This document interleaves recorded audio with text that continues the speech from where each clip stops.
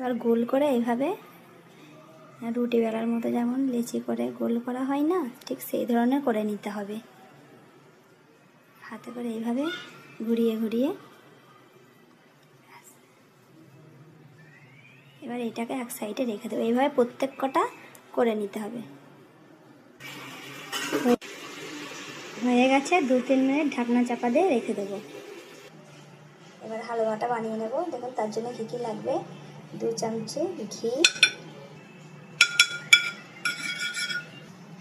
ঘি হালকা গরম হয়ে গেছে। এবার দিয়ে দেবো 1 বাটি সুজি। ভালো করে মিক্স করে নেবো ঘিয়ের সঙ্গে। বাজারে কি করে এইটা ঘি আর রিফাইন তেলটা মিক্স করে দেয় হালুয়াতে, কিন্তু বাড়িতে যেহেতু বানাচ্ছি এটা শুধু ঘিয়েরই বানাবো। বড় বড় রেস্টুরেন্টে কিন্তু এটা শুধু ঘিয়েরই হয়। মিক্স হয়ে গেছে, এবার জল ঢেলে দেবো 1 গ্লাস।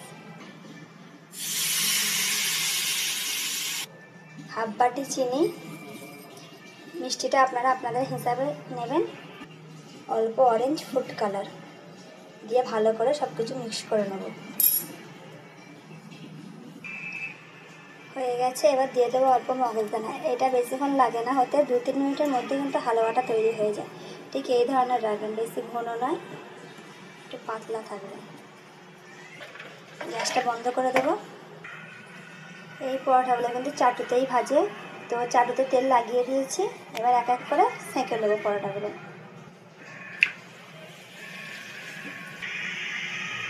লাল লাল করে সব কটা পরোটা এভাবে ভেজে নেব। পরোটাটা দেখে মনে হচ্ছে কত খাস্তা মুচমুচে হয়েছে। তো আপনারা একবার অবশ্যই বাড়িতে একবার বানিয়ে খেয়ে দেখবেন।